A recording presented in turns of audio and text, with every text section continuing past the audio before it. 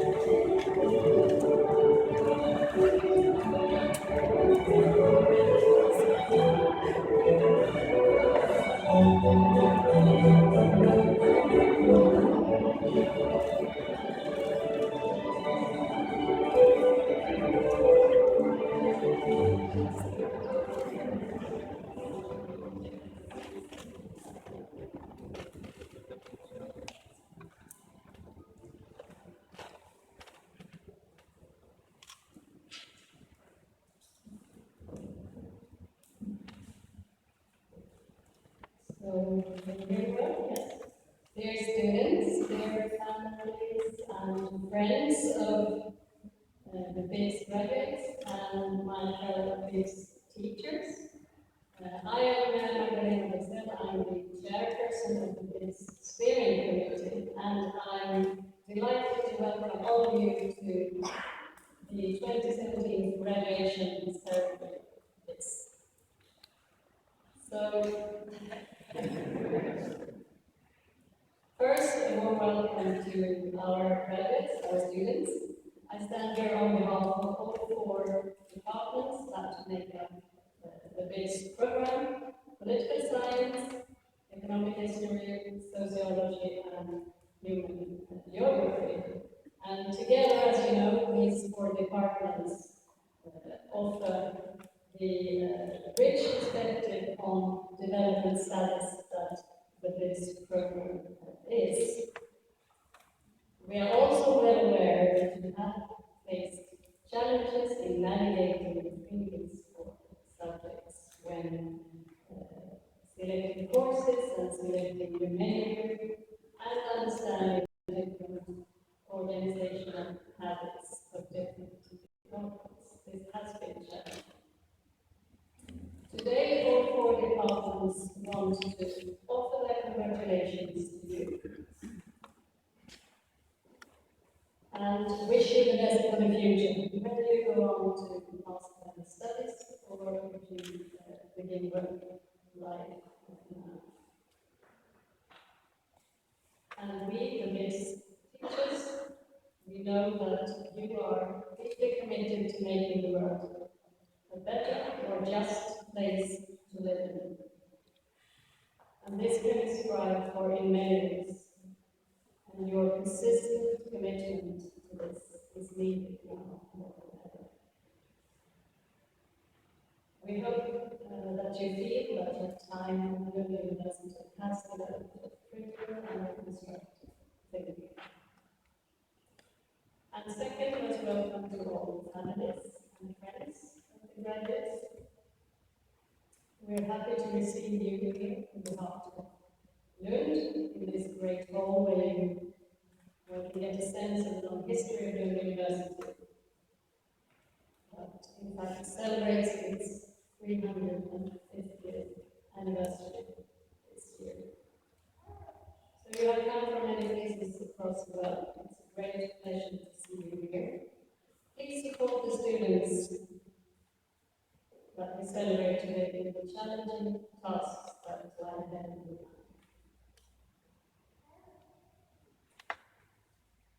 Finally, I want to ask Tobias and Tamar to step up here. Tobias has been with BIDS program coordinator for the past year, and Tamar has been with the BIDS study advisor and administrator, and their terms have now come to an end. And we want to thank you deeply for your great commitment to running this on an everyday basis. As you are well aware, all the students, these two have been the ones keeping it all together. So please join me in a round of applause.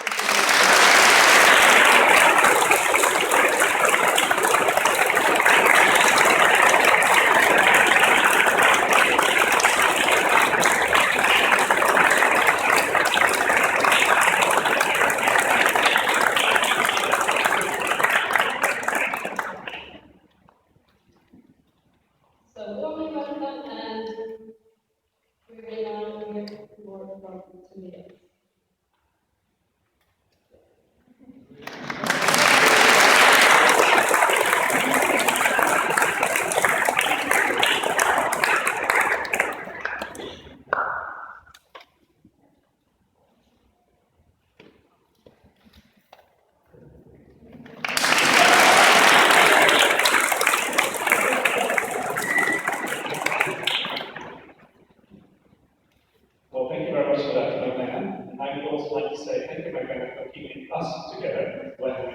Struggling with the everyday things that face both of us.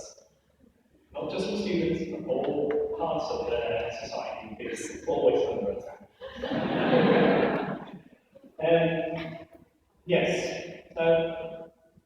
ladies and gentlemen, fellow members of the faculty, parents, and most importantly, you, students, actually you're graduates now, fellow graduates from Lund University, like myself, some years ago. It's an honor to stand in front of you here after these 3 years.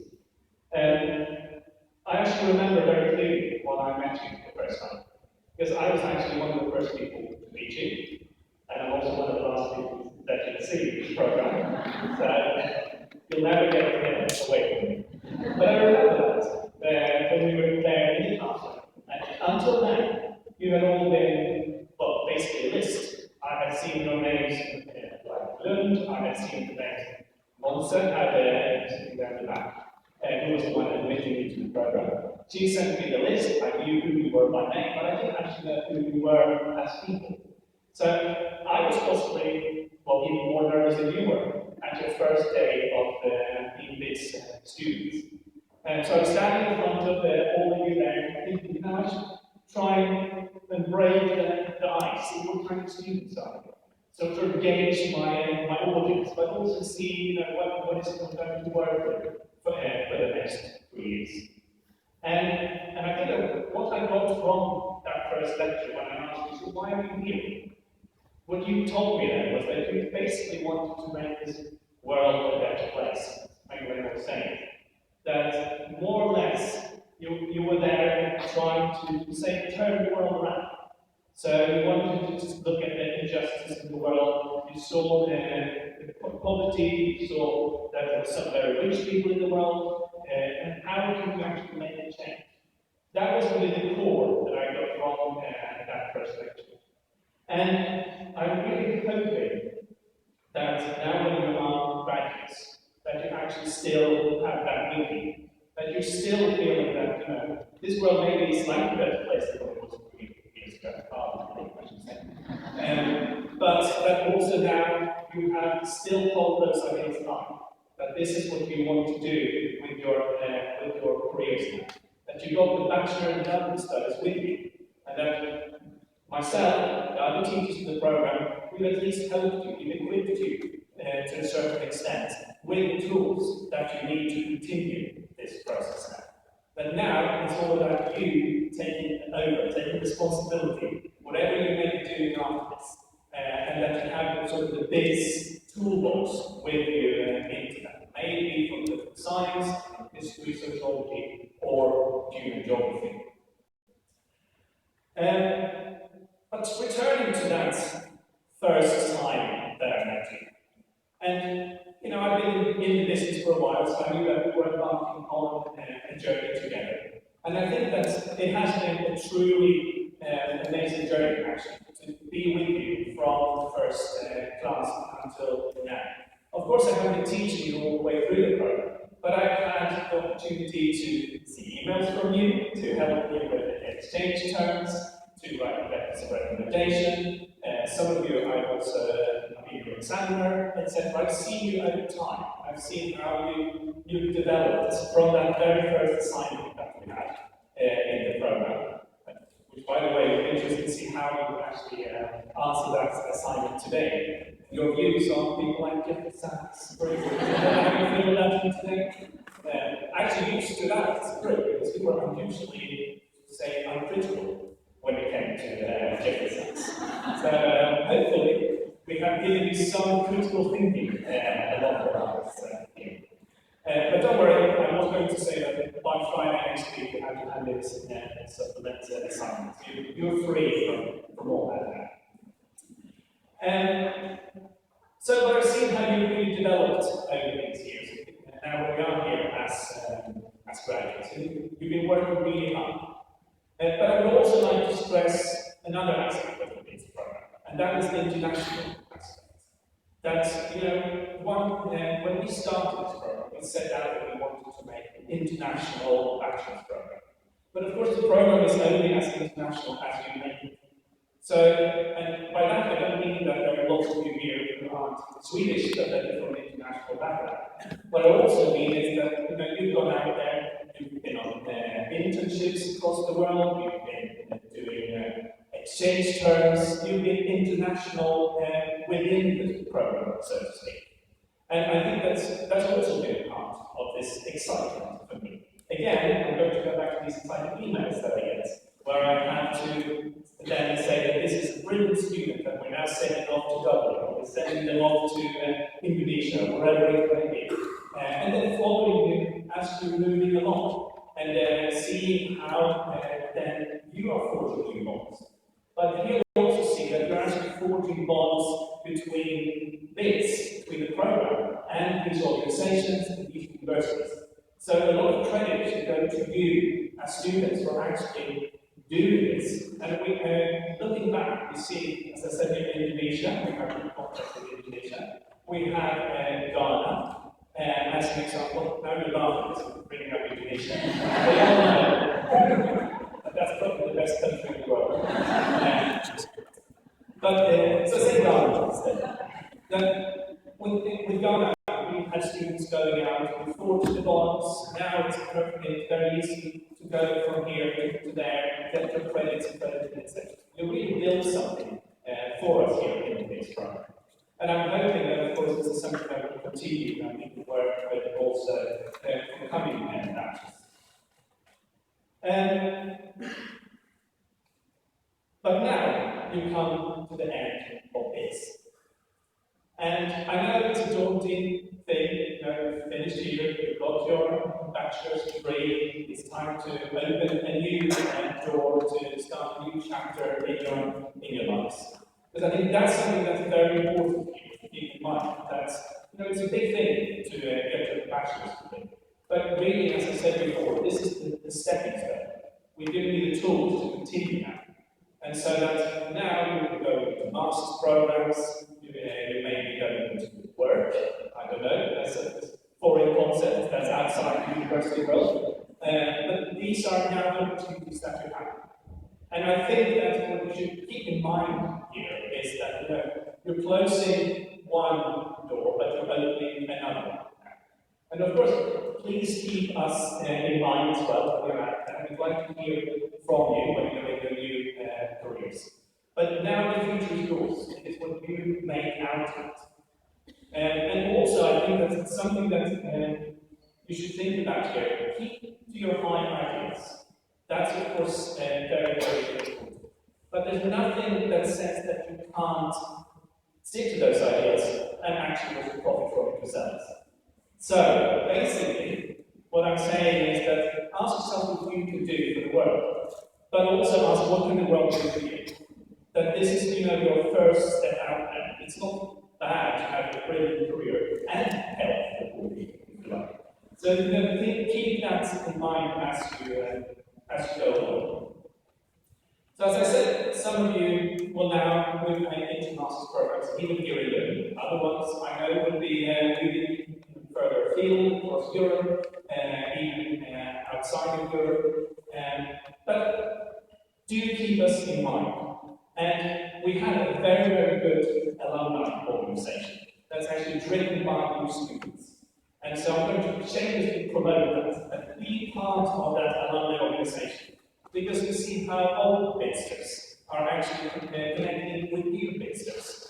For instance, I've had a number of students who are now applying for this next batch of BIDS, and they ask me, so what happens? What do I become when I'm at this? And I say, well, why don't you check out these sites here? Or why don't I put you in contact with the student here? They can tell what actually happens after this.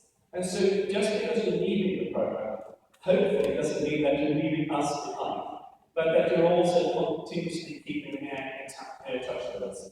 And I'm saying that also from a personal point of view, because I find it quite nice to get these emails. Christmas cards from Paris saying, thank you for the letter of recommendation you wrote. Of course, credit to me only, such a great letter of recommendation, and nothing to do with the student. No, but that actually that we follow you to see where you're going. And that's, maybe some of you may even do PhDs here, or come back later on and continue your academic careers here. So that's really my core message. The future is yours, but do stay in contact and make that future at least a little bit of our future as well. And with that, I would actually like all of us to say a big congratulations to the students, to these fellow graduates, and give you a big round of applause. So congratulations!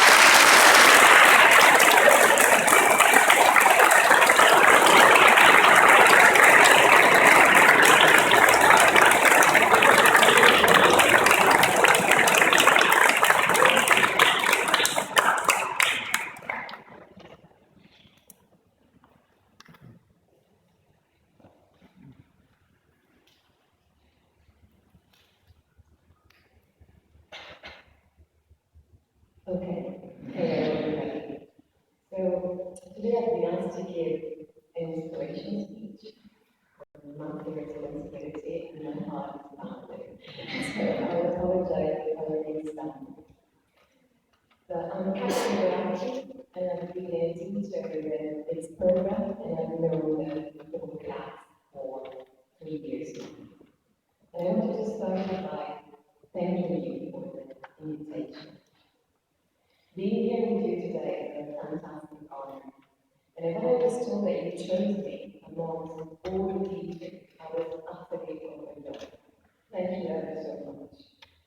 I think that I agreed to write and deliver this speech, not only because it's one of the greatest recognitions that can be bestowed from any lecturer, but because my journey has been truly special. So I let this speech be inspired by you, by the conversation and discussions that we had in class, but also by the conversations and discussions that we had in between the classrooms. When queuing at Lund's Independence Day, or when we randomly met at the supermarket. Lund is a very small place. I remember that when I met some of you for the first time, I was completing a course in International Political Economy and Development. And it was a really difficult course to teach. Because back in 2016, the global economy was still in a state of utter turmoil, and no textbook or article had managed to capture the magnitude of the changes that the global financial crisis set in motion. To capture the politics of this complex world, what we learned about was the financialization of daily life, the power of new economies such as Russia, Brazil, and China. And we also learned about the rise of new discourses and practice, such as the green economy, and probably what is my favorite topic, transnational business feminism.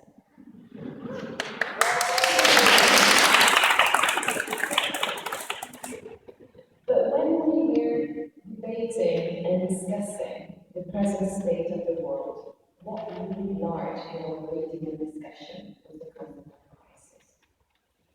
And the word crisis conjured images of instability and uncertainty, and most of us sitting in this auditorium today would probably associate the word crisis with the moment that began with the 2008 recession. A recession that, as we learned, has directly and indirectly affected much of the world in ways that are profoundly class, gender, and racialized. But as we learn from political theorist Nancy Fraser, when we think about crisis, we need to think about crisis in much broader and systemic terms.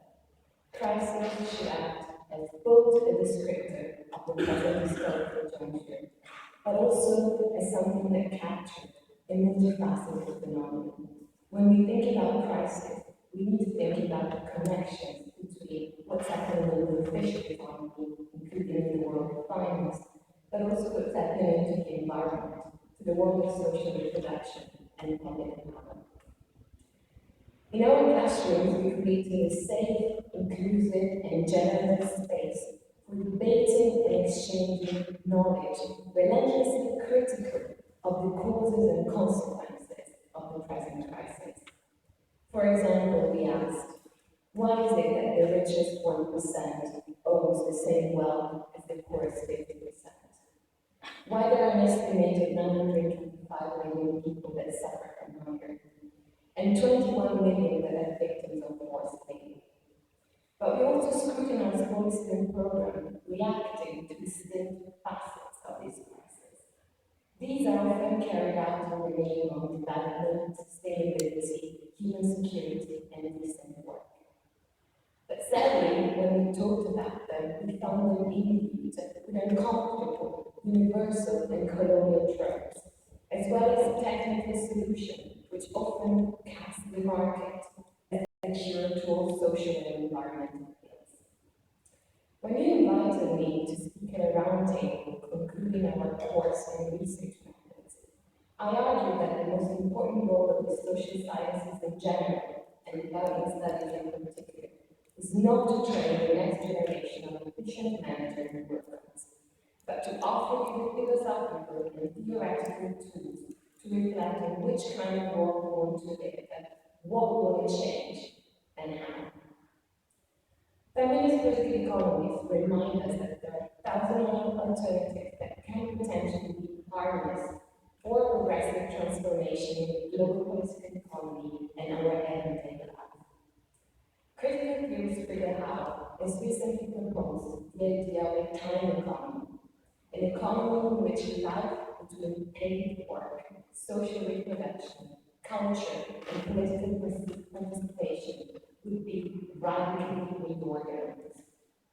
In a similar vein, the part of forward from demands for unconditional basic income, feminist sociology Catia argues that the political movement for basic income can be advanced as the way to open conversation about what counts as work, about the value of different kinds of work, and also about what else besides work we might want to do with our time.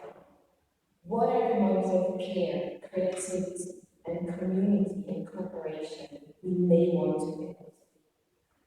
But there are also many other alternatives that are emerging from the global south.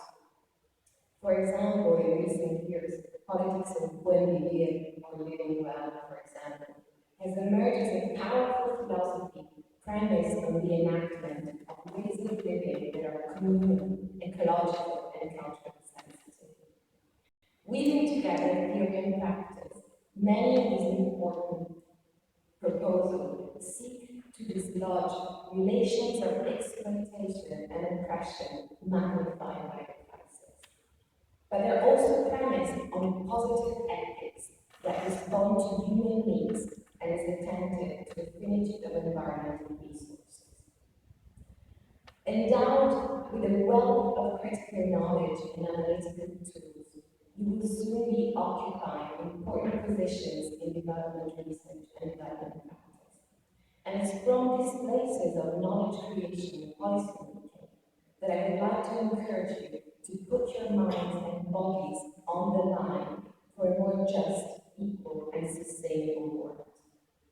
Out of the many acronyms that you've been exposed to during the course of your studies, TACTA, or there are thousands of alternatives, is the one that I would like you to recall wherever and whenever you will be asked or will seek to make concrete changes in this world. Dear BIDS class of 2017, being your lecturer during the past year has been an incredible honor, and you probably don't have any idea of how much I've learned from you and how much you pushed my own thinking. So let me conclude, not just with the standard congratulations and farewell, but exactly from where the speech started, from a massive thank you.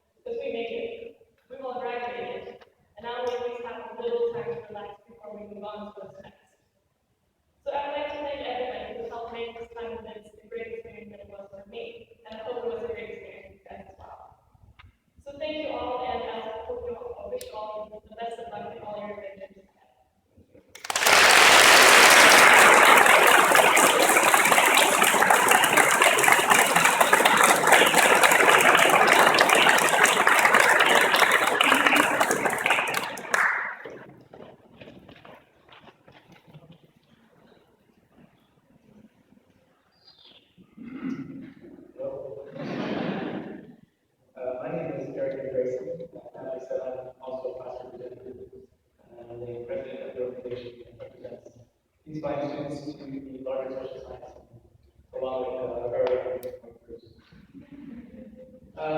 Before I share a few words about my bachelor program and the last work we did, I just want to take a moment to recognize that we didn't get here by ourselves. We're all very thankful to our parents and my father, my mother, and home. And I just want to ask you to give a hand to each other, to your friends, who still late to playing with, and that you as well, and to your parents, and to the many professors who have been involved.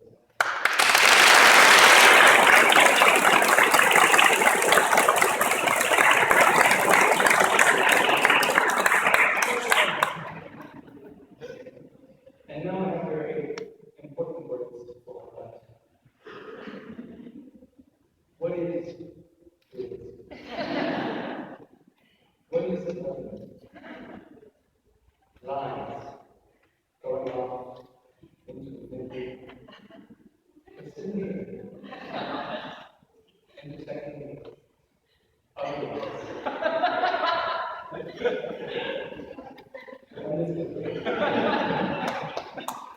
I'm thinking about this question of who we are, similar to this we're talking about where we're going with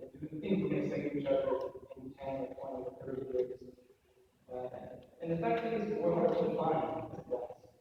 We come from different places, we may believe in things, we believe in things about the world, but we all have one most important common. You heard it in all the speeches so far today. It is that if there are people in the world who go hungry, that matters to us. If people are losing their way of life, climate change, or pollution, if children are grow up with fear of disease, that matters to us. That's why we're here. It matters that more than a third of the world still has conditions that are worse than we hear people living on a society today. This is what makes it faith, the belief in the human. Not any particular policy or lifestyle or outcome is the belief that life is precious, and at some level, none of us can sit silently while people of the world suffer. Now, we don't think of it in these terms, we don't think of it so randomly. We don't have a quiet urge to do something meaningful in their lives, to see progress. But if you have learned anything in the past few years, it's that the problems of the world are overwhelmingly large. There's too much to know, so much to do, and no matter what we do with life and history, that students like ourselves will look back and criticize our foolishness. Over the last 3 years, we have critiqued development progress and talked about the failed assumptions of neoliberalism and socialism and capitalism to get a perspective on how this progress is so hard. So let me take this opportunity to put these critiques in some perspective. In the last 20 years, the number of people living in poverty has almost halved. Now, many of you are nodding at this. I know it's our experience programs or graduate, but I want to take a moment to think about it. The MPGs were in many ways foolish, uninclusive, corporations were mercilessly extracted. The UN was toothless, civil wars ravaged the Middle East and Africa. All of our best laid plans went awry as the national community, and still, we made progress. More people are eating enough, are sleeping in the upper house, fewer kids are dying, and more are going to school than ever before. The question is, why has history progressed in the face of failure? We have a social mythology that failure is success for opposite. But time and time again, research has shown that attempting and by extension failing is the strongest predictor of success. Failure is not this. If we are to make progress, we must deny the comfort of fear. So often masquerade as humility or realism or responsibility. We must not be afraid to fail. Actually, that's not okay. Because to be afraid is human. We must be afraid and do it anyway. This is why the world is making progress. Because people like you get up morning after morning, demanding messages of themselves, and having the courage to believe the world's problems are surmounted. So if you see a problem in the world that needs attention, go fix it. Embrace the discomfort of desire. Check your assumptions and do the hard work necessary to make a difference. So, if you're feeling unprepared by this, to live life you want, to unprepared to affect the things you care about, good. No degree or set of degrees can give you the knowledge to prepare. Can't give you enough. Can only show you the only route problem. The great education, our education, shows you there is no right answer. There are only attempts. So today I leave you the final piece of my own education, but I hope it can be yours too. If you feel the problems are too big, know that human progress is always possible, but that we have made it anyway.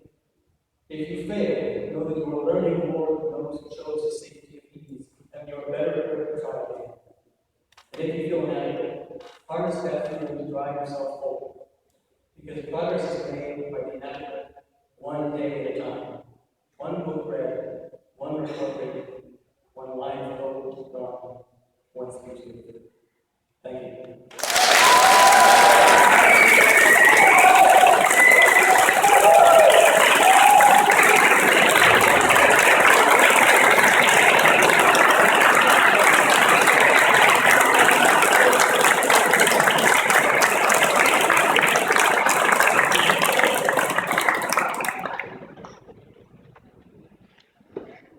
Thank you very much for those very, very good Now we've got to the most important part, right?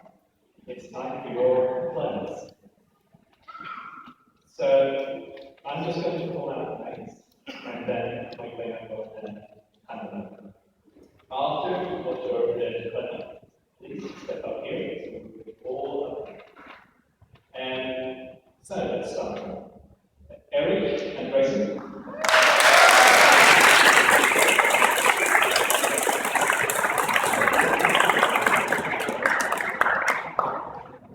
Natasha and Louis Bernard.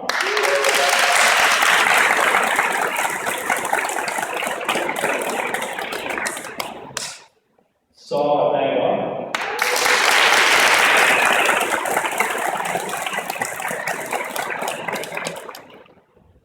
Kristoffer Bergman.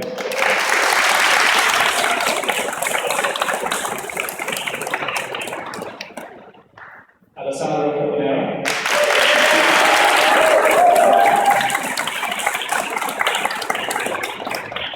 Anna Paulsson.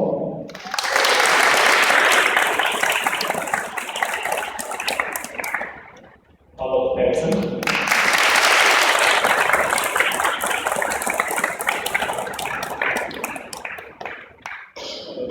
Claudia Castillo.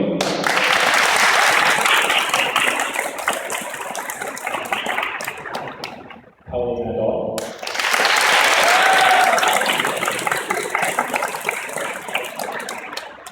Samina Dahlberg.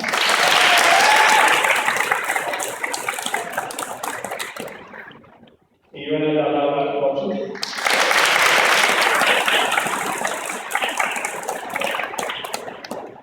Mille Dolmine.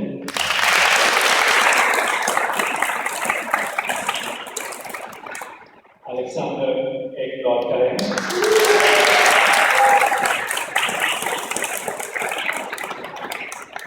Nathalie Hanga.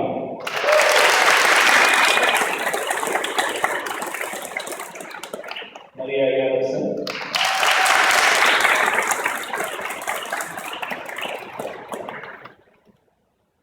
Jessica Hansen.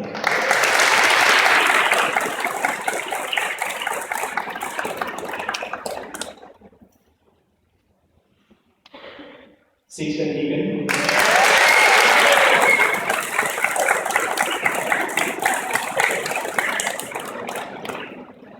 Sophia Ögren.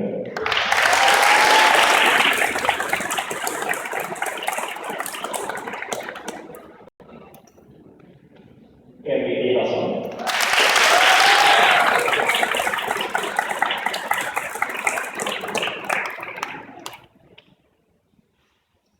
Hanna Eriksson.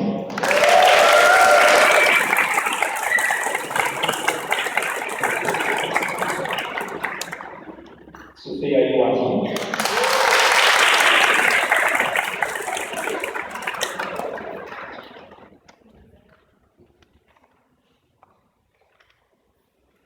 Akmal Kamaljeva.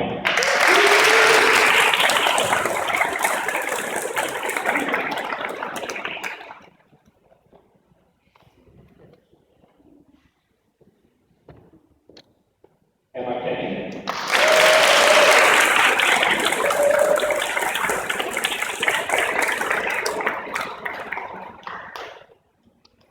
And Lisa Kenny.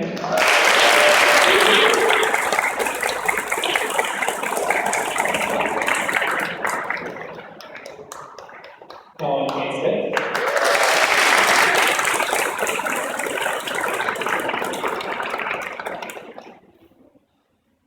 Katarina Jensen-Berg.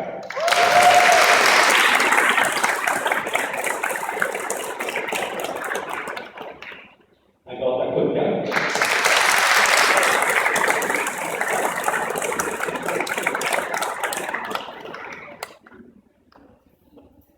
Isabel Kemper.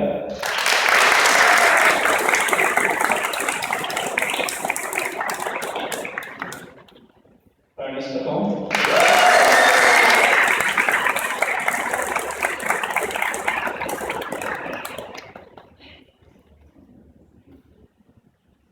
Tim Leister.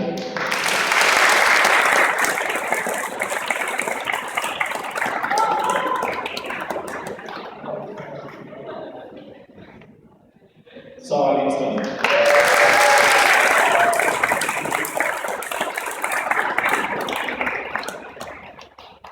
Carolina Denna Magnusson.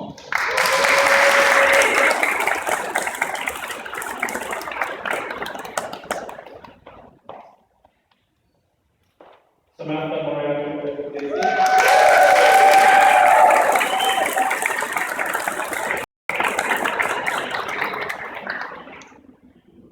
Sophie Lund.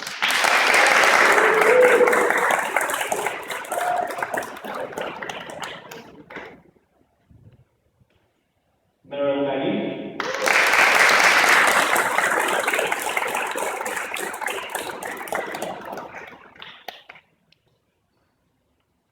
Anna Nilsson.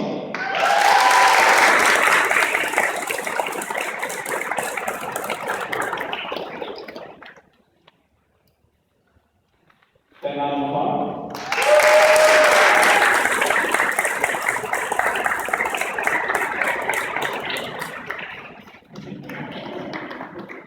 Presidente Papayamo.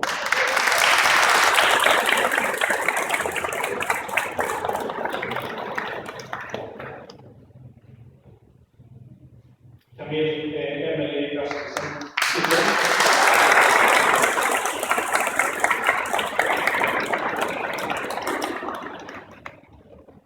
Alexander Rosenqvist.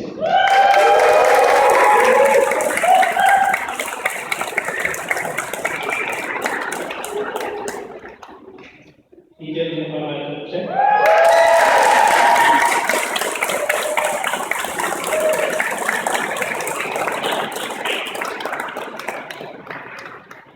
Anna Wang.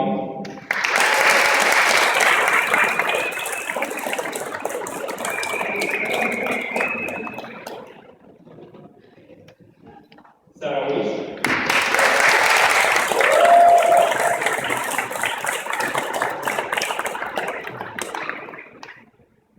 Andreas Wilson.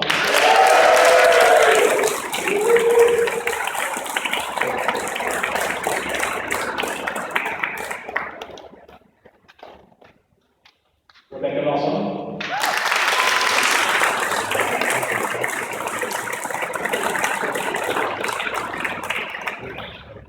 Justine Jackman.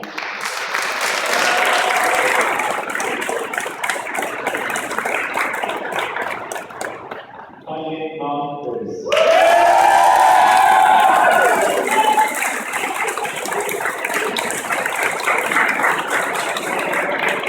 Ladies and gentlemen, I give you the graduates!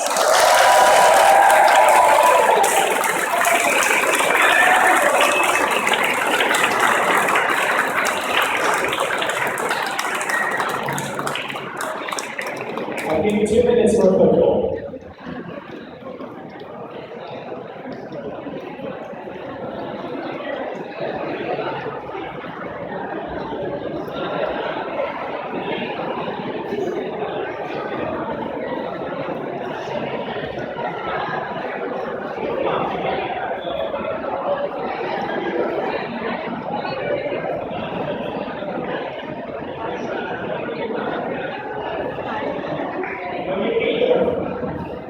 So what we're going to do now is that the students will walk out, and so give way to them, and then we'll reconvene outside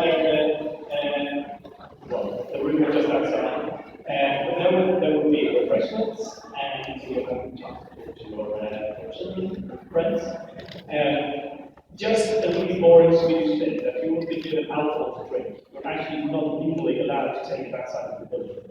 They won't shoot you, but you know they'll be very angry. So just try and keep your alcohol inside, and then go out and do photos and things like that.